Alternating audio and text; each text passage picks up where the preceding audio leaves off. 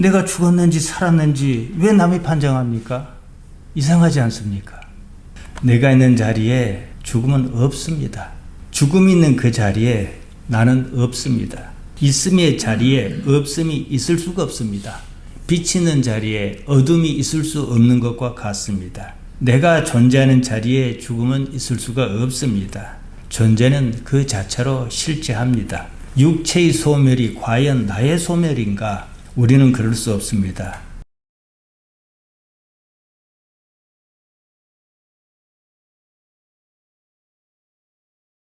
하나님 우리 아버지, 우리가 함께 말씀을 읽었습니다.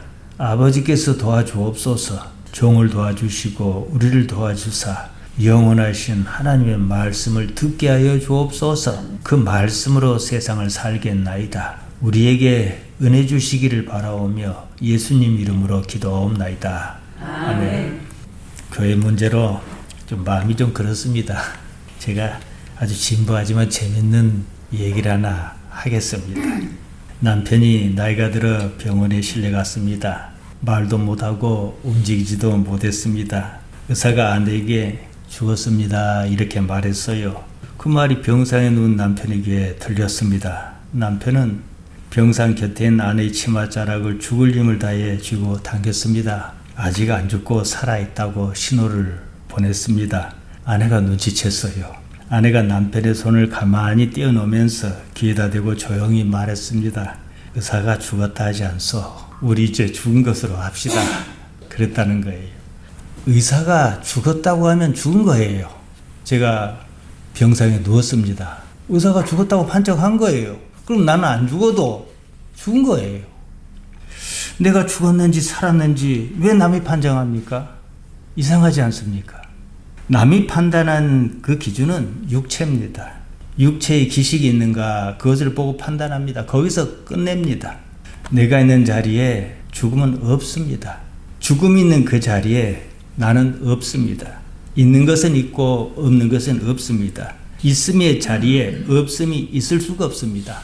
빛이 있는 자리에 어둠이 있을 수 없는 것과 같습니다. 마이크가 있는 자리에 마이크가 없음이 존재할 수 없듯이 내가 존재하는 자리에 죽음은 있을 수가 없습니다. 존재는 그 자체로 실제합니다. 육체의 소멸이 과연 나의 소멸인가? 물론 유물론자는 그렇게 말할 것입니다. 우리는 그럴 수 없습니다. 오늘이 부활절입니다. 부활은 죽었는데 다시 살아난 것을 말합니다. 다시 살아날 것 같으면 죽음은 왜 있는가? 이런 정도는 생각해야 합니다. 나사로가 죽었습니다. 벌써 나흘이 지나 시신에서 냄새가 났습니다. 죽었던 나사로가 살아났습니다. 그때 예수님께서 나사로의 누이 마르다에게 이렇게 말씀하셨습니다. 요한복음 11장 25절에서 26절입니다. 예수께서 이르시되 나는 부활이요 생명이니 나를 믿는 자는 죽어도 살겠고 무릇 살아서 나를 믿는 자는 영원히 죽지 아니하리니 이것을 내가 믿느냐 그러셨습니다. 죽어도 산다고 하셨습니다. 이 문제는 철저하게 나 자신의 관점입니다. 죽음이 의미가 없다 이 말씀이에요. 그러면 지금 사는 이 삶은 무엇인가 생각해야 합니다. 단지 다시 살아나는 것 같으면 삶은 그 자체가 의미가 없습니다. 나사로는 얼마 더 살다가 도로 죽었습니다. 그럴 것 같으면 사나 죽으나 그게 그거지 않습니까? 부활은 다른 세상을 말합니다. 도로 이런 삶으로 사는 게 아니에요. 다른 세상으로 승귀하는 겁니다. 올라가는 거예요. 그게 원래 우리가 있어야 할 자리입니다. 예수님의 부활 사건이 이것을 말합니다. 오늘은 이 정도 하겠습니다. 우리가 요한복음을 순서대로 하다 보니까 이제 그 부분이 나오면 그때 가서 자세히 살피도록 하겠습니다. 유대인은 예수님의 육체의 모습으로 판단했습니다. 예수님께서 하시는 말씀으로 평가해야 했습니다. 겉으로 보이는 육체, 나사렛 요셉의 아들이라는 고정관념에 매여 있었습니다. 예수님을 이해할 수 없었습니다. 예수님을 마주하면 도리어 자신의 치부가 드러났습니다. 그래 저래 서로 간극이 멀어졌습니다. 아비가 누구냐? 누구 자식이냐? 그러면서 갈 때까지 갔습니다. 이것이 예수님과 유대인 사이의 갈등이었습니다. 오늘 본문이 그겁니다. 48절입니다. 유대인이 대답하여 이르되 우리가 너를 사마리아 사람이라 또는 귀신이 들렸다는 말이 옳지 아니하냐? 유대인은 이제 예수님을 사마리아 사람이라고 했습니다. 귀신이 들렸다고 했습니다. 감정이 극에 달했다는 얘기입니다. 44절에서 우리가 지난 시간에 보았습니다. 예수님께서는 유대인에게 너희 아비는 마귀라고 하셨습니다. 마귀의 자식이다. 이 말입니다. 너희가 하는 꼴을 보니 그렇다. 사실을 외면하고 거짓을 일삼지 않냐. 그게 마귀 자식이 아니고 무엇이냐. 이 말씀이에요. 45절에서는 바로 그 때문에 내가 아무리 사실을 말해도 너희가 믿지 않는다 그러셨습니다. 마귀라고 번역한 말 디아볼로입니다. 무슨 실체가 있어서 하는 말이 아니에요. 거짓으로 관계를 깨뜨리는 작용 혹은 성향을 나타내는 말입니다. 지난 시간에 말씀드렸습니다. 그들은 사실 알레데이아가 최우선 가치가 아니었습니다. 욕심이 최우선 가치였습니다. 단순히 옳은가 그른가 이것만 따졌다면 예수님을 십자가에 못 박을 일은 없었습니다. 예수님께서 유대인에게 마귀의 자식이라고 하셨습니다. 이에 유대인이 악이 받쳤습니다. 너는 사마리아 사람이다. 이렇게 응수한 겁니다. 유대인은 아브라함의 자손이라는 것을 무척 강조했습니다. 순혈주의였습니다. 사마리아 사람을 배척했습니다. 요한복음 4장을 할 때 말씀드렸습니다. 사마리아 사람이란 말은 이단자다 이 말이에요. 귀신이 들렸다고 했습니다. 미쳤다는 말입니다.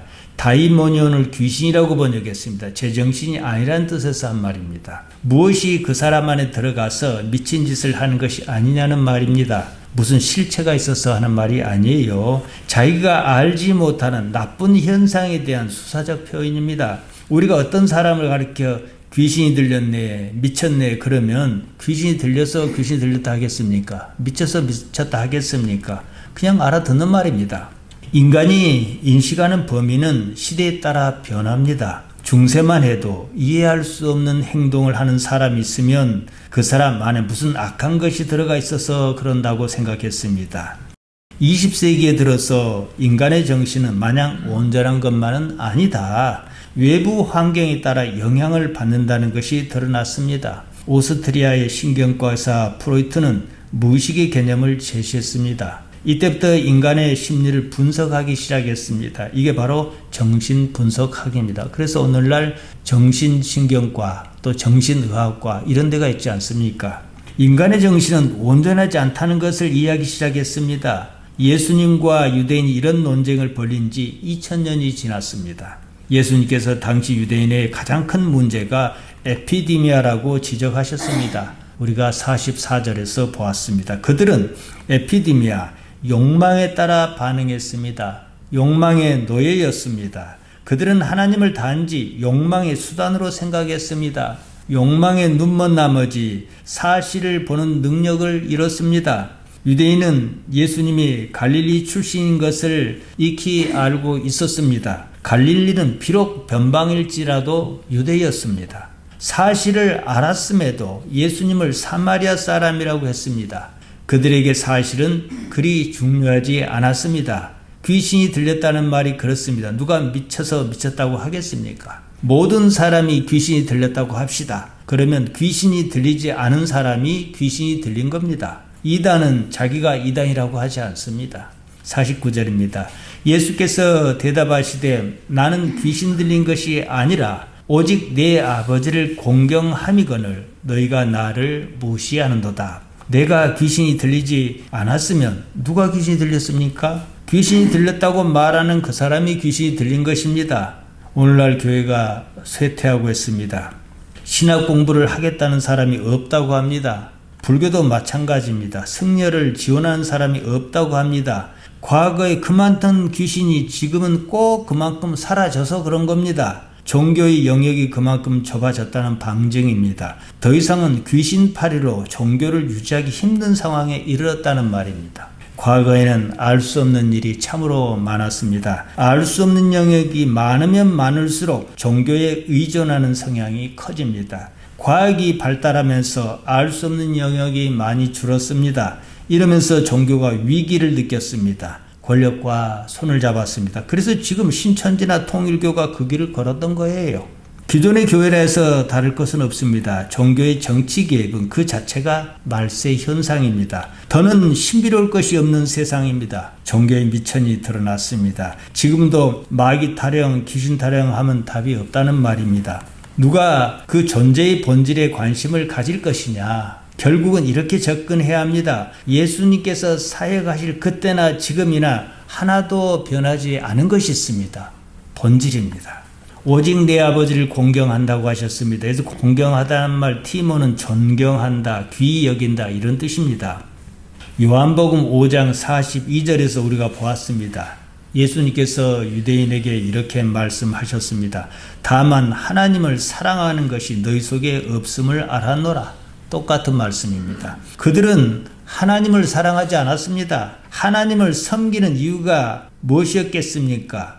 무엇을 얻는 것이었습니다. 하나님은 목적이 아니었습니다. 단지 자기가 원하는 것을 위해 하나님이 필요했습니다. 이런 상황에서 예수님과 충돌을 일으켰습니다. 지금도 마찬가지입니다. 무엇을 위해 사는가? 이 말입니다.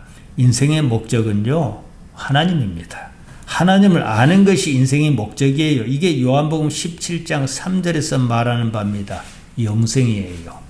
너희가 나를 무시한다 그러셨습니다. 무시하다 아티마조입니다. 모욕하다, 창피를 주다, 능욕하다, 업신여기다 이런 뜻입니다. 내가 아버지를 밝히 드러내는 그것 때문에 너희가 나를 업신여긴다는 거예요. 너희는 결국은 하나님을 모욕하는 것이다. 이 말씀입니다. 지금은 많이 수그러들었습니다. 무엇 때문에 많은 교인이 광화문 아스팔트 바닥에 주저앉아서 주여 하고 외치겠습니까? 내가 지금 이 자리에 왜 이러고 있는가 하고 자신을 돌아볼 생각을 하지 않아서 그런 겁니다.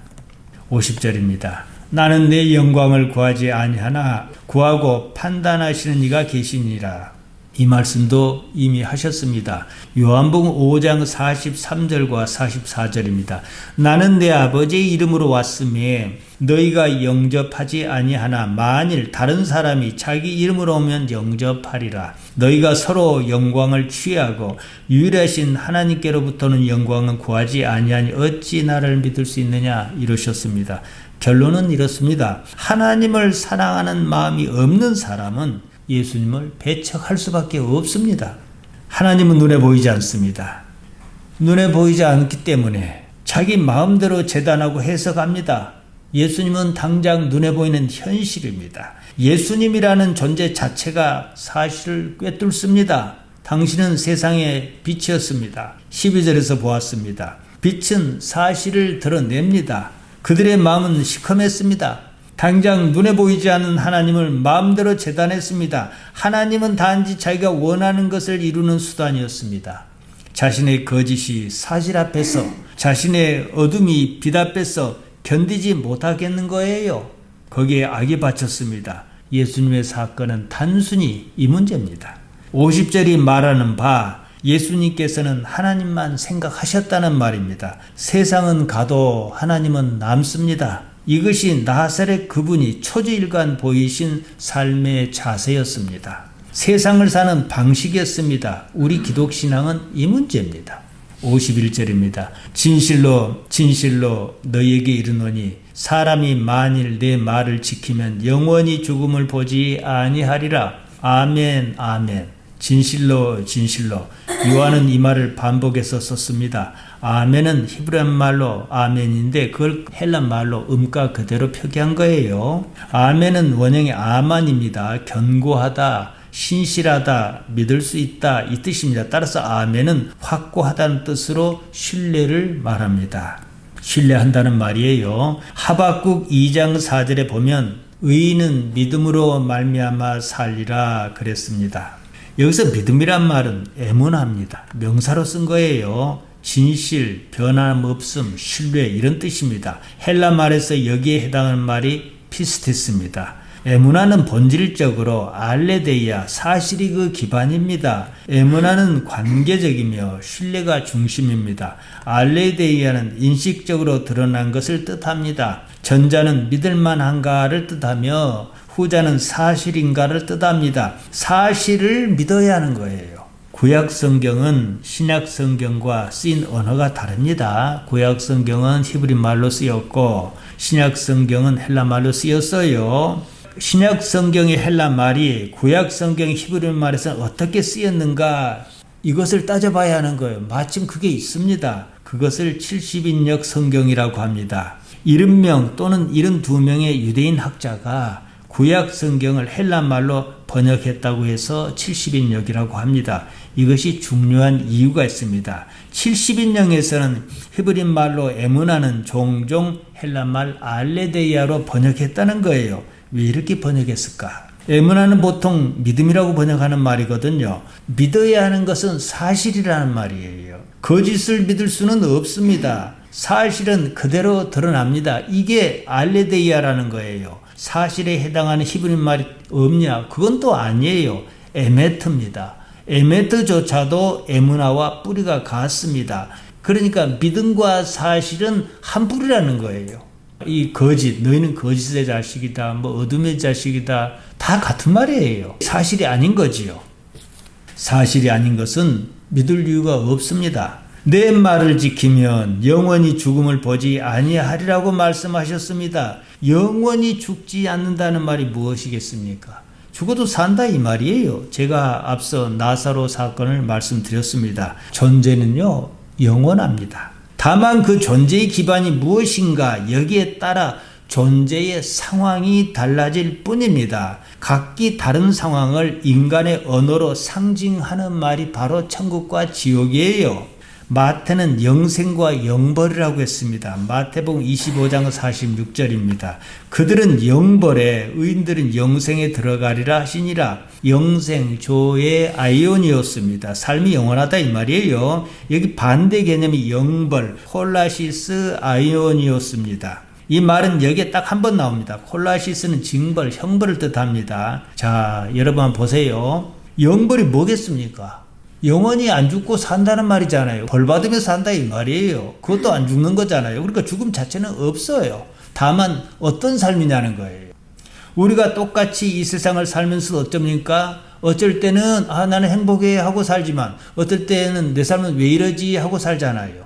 결국은 영원히 삽니다. 다만 어떤 삶인가, 존재 방식이 어떠한가 이것을 이해해야 해요. 하나님과 함께 하느냐는 겁니다. 그 세상은요, 다른 세상이에요. 차원이 다릅니다. 무턱대고 천국이니 지옥이니 자기도 알지도 못하는 말을 하면 곤란합니다. 지금 자기의 관념으로 그 세계를 이해하겠다는 말이거든요. 그 세계는 지금 여기서 상상이 불가능한 세계입니다. 천국이 무엇인지 지옥이 무엇인지 이미 다 말씀드렸습니다. 천국은 바실레이아 투 데우 곧 하나님의 나라를 달리 표현한 말입니다. 당시에 누가 나라를 다스렸습니까? 바슐루스 왕이었습니다. 따라서 천국은 이쪽이냐 저쪽이냐 이 개념이 아니고요. 이 삶에서 하나님의 통치를 자기가 인식하느냐 이 문제입니다. 이게 하나님의 나라예요. 천국입니다. 그 능력을 이 땅에서 실감하며 살면서 그것을 가지고 장차 있을 그 세계를 가늠하는 겁니다. 예수님께서 당신의 말을 지키면 영원히 죽음을 맛보지 아니하리라고 하셨습니다. 여기서 말이라고 번역한 말은 로고스입니다. 입으로 하는 말이 아니에요. 당신의 가치관을 가리킵니다. 로고스에 대해서도 다 말씀드렸습니다. 신앙이 흔들리지 않으려면 개념을 잘 잡아야 합니다. 대개는 신앙을 심리적인 문제로 이해하려고 덤빕니다. 아무리 믿습니다고 용 써도 그렇게 해서 믿어졌다 해도 어느 순간에 안 믿어지면 소용이 없어요. 믿음은 믿노라고 애쓸 일이 아닙니다. 개념을 이해하고 받아들여야 합니다. 로고스는 단순히 하나님의 논리입니다. 관용적으로 말하자면 로고스는 천상의 논리입니다. 자신이 천상의 논리를 가졌다고 합시다. 그 논리는 변함도 없고 변괴도 없습니다. 그 사람에게 죽음이 무슨 의미가 있겠습니까? 죽음은 단지 육체를 가진 사람의 견해일 뿐입니다. 의사가 죽었다고 하면 죽은 거예요. 52절입니다. 유대인이 이르되 지금 내가 귀신 들린 줄을 아노라. 아브라함과 선지자도 죽었거늘 내 말은 사람이 내 말을 지키면 영원히 죽음을 맛보지 아니하리라 하니 구약 성경을 봐라. 아브라함도 죽었고 선지자도 죽었다. 그런데 안 죽는다니 무슨 말이냐? 이 말이에요. 유대인은 여전히 육체의 숨이 끊어지는 것을 죽음으로 이해했습니다. 오늘날 대다수 기독신앙인이 이 문제를 극복하지 못합니다. 기독신앙에서 부활이 중요한 이유는 이것입니다. 사람들이 부활을 어떻게 이해할까? 저는 이게 참 궁금합니다. 성경의 기록으로 볼 때 부활은 육체의 부활입니다. 예수님께서 분명히 십자가에 달리셨고 숨을 거두셨습니다. 아리마대 사람 요셉이 예수님의 시신을 거두어 장사했습니다. 자신의 동굴 무덤에 예수님의 시신을 안치했습니다. 안식 후 첫날이었습니다. 무덤에서 시신이 사라졌습니다. 이후로 지금까지 예수님의 시신은 찾을 수 없습니다. 예수님의 시신을 누가 훔쳐갔든지 말았든지 동굴에는 시신이 없었습니다. 예수님께서 살아나셨어요. 얼마간 제자와 함께 하셨습니다. 그러다 하늘로 올라가셨다고 합니다. 이것을 사실로 믿을 수 없다면 시신의 행방부터 찾아야 합니다. 아리마대 사람은 유력한 사람이었습니다. 그가 자기 무덤에 챙겼어요. 기독신앙인은 예수님께서 부활하셨다고 믿습니다. 제대로 믿는 것인지 어쩐 건지 모르지만 아무튼 믿는다고 해요. 그렇다면 여기서 반드시 이해해야 하는 개념이 있습니다. 부활하신 이후에 보이신 예수님의 모습입니다. 부활 이전과 확연히 달랐습니다. 홍길동처럼 동에서 번쩍 서에서 번쩍 하셨습니다. 육체의 제약을 받지 않으셨습니다. 엠마오로 가는 두 제자에게 나타나셨으나 제자가 예수님을 알아보지 못했습니다. 마가는 다른 모양으로 나타나셨다고 했습니다. 문을 열지도 않고 방으로 들어오셨습니다. 예수님의 부활이 사실이라고 믿는다면 이런 물리적 한계를 뛰어넘는 상황을 사실로 믿어야 합니다. 그 세계가 이 세계일 수는 없어요. 지금 이런 세계가 아니라는 말입니다. 다른 세계였습니다. 이 모습 이대로 영생하지 않습니다. 만일 이 모습 이대로 영생한다면 삶은 그 자체가 재앙일 수밖에 없습니다. 유대인은 예수님께서 말씀하신 참다운 삶, 영생을 이해하지 못했습니다. 53절입니다. 너는 이미 죽은 우리 조상 아브람보다 크냐? 또 선지자도 죽었거늘 너는 너를 누구라 하느냐? 다 죽었다. 그런데 무슨 얼어 죽을 영생이냐? 이 말입니다. 크다란 말 메이존입니다. 큰 위대한 이 뜻인 메가스가 비교급으로 쓰인 말입니다. 내가 아브라함보다 더 위대한 사람이냐? 이 말입니다. 요한복음 4장 12절에서 사마리아 수가성 여인이 예수님께 이렇게 말했어요. 당신이 야곱보다 더 크니까 그랬습니다. 역시 메이존이 쓰였습니다. 당신이 야곱보다 더 위대한 사람입니까? 이 말이에요. 사람은 여전히 육신의 안목으로 평가했습니다. 아브라함보다 더 크면 무엇을 하고 야곱보다 더 크면 무엇을 하겠습니까? 아브라함도 죽었고 여러 선지자도 죽었습니다. 이것이 그들의 인식 범위였습니다. 유대인은 자신이 인식하는 것을 믿었습니다. 자신의 관념 세계에 갇혔습니다. 이런 상황에서 최고 가치가 무엇이겠습니까? 오로지 생존입니다. 육체의 요구가 최고 가치였습니다. 이런 처지에 알레데이아 곧 사실은 언제나 뒷전이었습니다. 다른 안목을 가져야 합니다. 기독신앙이 이겁니다. 우리는 예수님의 십자가와 부활 이후의 시대에 살고 있습니다. 지금 사는 이 삶에서 예수님께서 제시하신 다른 세상이 보여야 합니다. 그 세상을 꿈꿔야 합니다. 우리는 이 세상의 삶에서 하나님을 압니다. 하나님을 인식합니다. 하나님을 기노스코 점호합니다. 점차 깨닫습니다. 어느 경지에 다다른 그 사람이 지금과 같은 이런 세상을 꿈이나 꾸겠느냐는 겁니다. 깨어나야 합니다. 유대인이 물었습니다. 너는 너를 누구라 하느냐? 티나 세아우톤 포이에이스. 너는 너 자신에 대해 누구라고 하느냐는 것이었습니다. 너 자신을 내 스스로 설명해 봐라. 이 말입니다. 50절입니다. 예수께서 대답하시되 내가 내게 영광을 돌리면 내 영광이 아무것도 아니거니와 내게 영광을 돌리시는 이는 내 아버지시니 곧 너희가 너희 하나님이라 칭하는 그이시니라. 내 아버지는 하나님이시다. 이렇게 자신을 설명하셨습니다. 나의 출처는 너희가 하나님이라고 부르는 바로 그분이시다. 이 말이에요. 당신의 근본이 하나님이라는 말씀입니다. 유대인은 이 말을 이해하려고 하지 않았습니다. 그보다는 이 말을 핑계로 예수님을 죽이려고만 했습니다. 요한복음 5장 18절에서 말씀드렸습니다. 거기에 보면 하나님을 자기 친아버지라 하여 자기를 하나님과 동등으로 삼으심이로라 이랬습니다. 그것 가지고 예수님을 죽이려고 했다는 거예요. 자취하고 내 속에 하나님을 아버지로 인식하는 무엇이 있다고 합시다. 그 사람이 세상을 어찌 살겠습니까? 이 삶은 하나님을 아버지로 아는 그것, 하나님을 알기 위하여 있는 거예요. 이것이 영생의 토대입니다. 요한복음 17장 3절이 그것이라고 앞서 말씀드렸습니다. 55절입니다. 너희는 그를 알지 못하되 나는 아노니 만일 내가 알지 못한다 하면 나도 너희같이 거짓말쟁이가 되리라. 나는 그를 알고 또 그의 말씀을 지키노라. 이 문장에서 안다는 말이 무려 4번이나 나옵니다. 너희는 그를 알지 못하되 여기서 안다는 말은 기노스코입니다. 배움과 관찰 등 경험을 통해 몸으로 익숙해서 아는 거예요. 너희는 하나님을 인식하지 못한다는 말씀입니다. 그들은 하나님을 알려고 하지 않았습니다. 나는 하나님을 안다. 이렇게 뒤에 나오는 안다는 말 3번은 다 에이도가 쓰였습니다. 직관적으로 아는 것을 말합니다.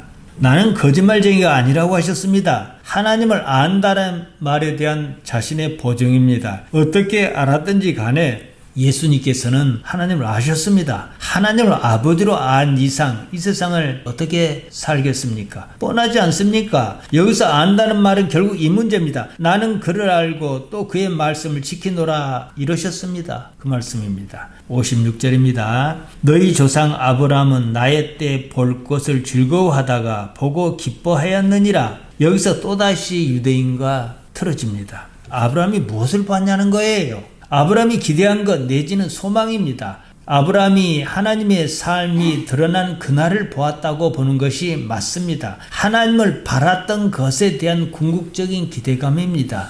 아브라함은 평생을 걸쳐 하나님을 섬겼습니다. 아내가 먼저 죽고 자신이 죽을 날이 닥쳤습니다. 그가 자신의 삶에서 무엇을 기대했겠습니까? 이러다 말이라고 그랬겠습니까? 이러다 말 것 같으면 기대하고 말고 할 게 없지요. 이것이 히브리서 11장에 그대로 나타납니다. 히브리서 11장 13절입니다. 이 사람들은 다 믿음을 따라 죽었으며 약속을 받지 못하였으되 그것들을 멀리서 보고 환영하며 또 땅에서는 외국인과 나그네임을 증언하였으니 이랬습니다. 또 히브리서 11장 16절에서는 이렇게 말했습니다. 그들이 이제는 더 나은 본향을 사모하니 곧 하늘에 있는 것이라. 이러므로 하나님이 그들의 하나님이라 일컬음 받으심을 부끄러워하지 아니하시고 그들을 위하여 한 성을 예비하셨느니라. 어떻게 보아도 이 삶은 아니라는 거예요. 그렇다면 이 삶에서 다른 삶을 꿈꾸는 것이 마땅합니다. 57절입니다. 유대인이 이르되 내가 아직 50세도 못 되었는데 아브라함을 보았느냐? 이때 예수님의 나이가 33살 정도로 추정합니다.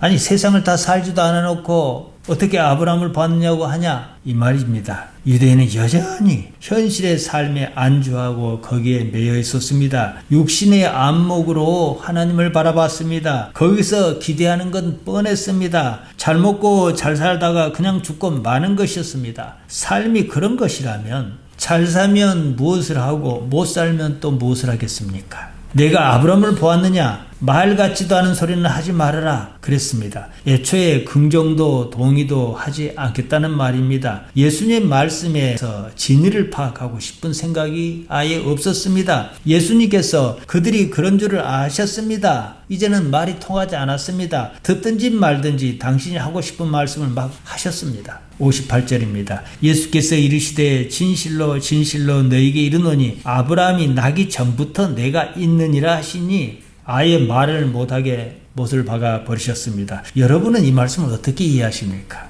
예수님께서는 이 땅에 육신으로 사셨으나 그 세계를 보셨습니다. 자신을 시간의 흐름 속에 종속하는 존재가 아닌 영원한 현재에 존재하는 자로 설명하셨습니다. 그 상황이라면 충분히 이렇게 말씀하실 수 있습니다. 제가 앞서 말씀드렸습니다. 그 세상은 이런 세상이 아닙니다. 그 세상은 시공간이 여기와 다릅니다. 아브라함이나 모세나 다 현존자예요. 지금 육신의 세상에, 이 세상에서 그들은 과거 인물이지만 그 세상으로 뛰어넘으면 다 같은 존재예요. 변화산에서 베드로와 야곱과 요한이 무엇을 보았습니까? 엘리야를 보았고 모세를 보았습니다. 현재 사실이란 말입니다. 아브라함의 때나 모세의 때나 모두 동시적인 일입니다. 그것을 이해한다면 이 말씀은 이해 못할 것이 없습니다. 그들은 도무지 이해하고 싶은 생각이 없었습니다. 돌을 들어 치려겠습니다. 59절입니다. 그들이 돌을 들어 치려 하거늘 예수께서 숨어 성전에서 나가시니라. 레위기 24장 16절에 보면 이런 말씀이 있습니다. 여호와의 이름을 모독하면 그를 반드시 죽일지니 온 회중이 돌로 그를 칠 것이니라. 거류민이든지 본토인이든지 여호와의 이름을 모독하면 그를 죽일지니라. 그들은 예수님이 여호와의 이름을 모독했다고 했습니다. 실상은 누가 누구를 모독했습니까? 그들이 하나님을 모독했지요. 본문에 나오는 유대인 같은 사람은 자기 입맛에 맞는 것만 지킵니다. 성경을 핑계로 하고 싶은 것을 하려 합니다. 당시의 유대인만 그런 것이 아닙니다. 신앙인 대부분이 이런 함정에 빠져 있습니다. 믿고 싶은 것을 믿으려고 합니다. 오늘 말씀을 다음 4가지로 정리할 수 있습니다. 첫째, 경험의 울타리를 넘어서라는 겁니다. 인간은 흔히 자신이 보고 겪은 경험에게 길을 묻습니다. 진리는 경험의 틀 너머에 존재합니다. 유대인처럼 자신의 관념에 매여 살면 실제를 볼 수 없고 왜곡할 수밖에 없습니다. 둘째, 신앙은 인식의 전환입니다. 하나님을 수단으로 욕망을 채우려던 유대인의 길에서 벗어나야 합니다. 하나님 자체를 목적으로 삼고 그분을 알아가는 것, 기노스코하는 과정이 우리 기독신앙의 본질입니다. 셋째, 영원한 현재를 살아라는 거예요. 우리가 알 수 있는 것은 지금 이 순간뿐입니다. 우리는 언제나 현재에 살고 있습니다. 부활 이후의 시대를 사는 우리는 예수님께서 열어 보이신 다른 세상을 현재의 삶 속에서 맛보아야 합니다. 하나님을 아버지로 인식할 때 비로소 육신의 안목을 벗어나 영원한 삶의 존재로 거할 수 있습니다. 넷째, 사실에 근거한 믿음이어야 합니다. 믿음은 맹목적인 구호가 아닙니다. 사실, 에메트에 대한 신뢰입니다. 자신의 믿고 싶은 바를 믿는 함정에서 벗어나 예수님의 삶과 말씀이 드러내는 존재의 본질을 직시해야 합니다. 오늘 말씀을 정리하겠습니다. 유대인은 끝내 돌을 들었습니다. 예수님의 말씀을 조금이라도 이해하려고 하지 않았습니다. 자신의 경험에 따른 관념의 틀로 예수님을 판단했습니다. 아브라함도 죽었고 선지자도 죽었다. 그러니 영원히 죽지 않는다는 말은 앞뒤가 맞지 않는다. 그것이 그들의 결론이었습니다. 그렇게 판단한 기준이 무엇이었습니까? 자기가 본 것, 자기가 경험한 것, 자기가 살아온 세상이었습니다. 자신의 경험에게 길을 물었습니다. 예수님께서 말씀하셨습니다. 아브라함이 나기 전부터 내가 있다. 이것은 지금 여기에 시공간이 전부가 아니라는 선언이었습니다. 다른 세상이라는 말씀입니다. 우리는 지금 부활의 시대에 살고 있습니다. 예수님께서 열어보이신 그 다른 세상을 이 삶에서 맛보며 사는 것, 일단 그것이 영생의 시작입니다. 하나님을 아는 것이 곧 영생이기 때문입니다. 제가 수차례 말씀드렸습니다. 그 알미 있는 사람에게는 죽음조차도 의미가 다릅니다. 지금 여러분이 딱 오늘 이 상황에서 본다면 내가 죽어야겠다 하는 기준이 뭐겠습니까? 몸이 너무 힘들 때입니다. 다른 이유는 없어요. 이런 기준이 없으면 아무리 몸이 힘들고 병상에 들어놓고 요양병원에 갇혀 살아도 살려고만 할 거예요. 모르니까요. 그것이 과연 삶이겠느냐 이겁니다. 아무리 생각해도 이런 삶은 아닙니다. 이런 삶은 오래 살아봐야 고통의 연속일 뿐입니다. 반드시 다른 삶이어야 합니다. 믿고 싶은 것을 믿으려 하지 말고 사실을 보려고 해야 합니다. 자신의 경험으로 하나님을 재단하지 말아야 합니다. 깨어나 하나님을 아버지로 하는 그 눈으로 이 삶을 바라보시기를 바랍니다. 하나님 우리 아버지, 우리 주의 말씀이 귀에 생생합니다. 우리 주께서 죽음을 극복하지 아니하셨다면 우리가 지금 이렇게 하는 것이 다 헛일이 아니겠습니까? 아버지 하나님이여 우리의 의식세계를 넓히사 영혼의 세계를 훤히 보도록 우리를 이끌어 주옵소서. 예수님 이름으로 기도하옵나이다. 아멘.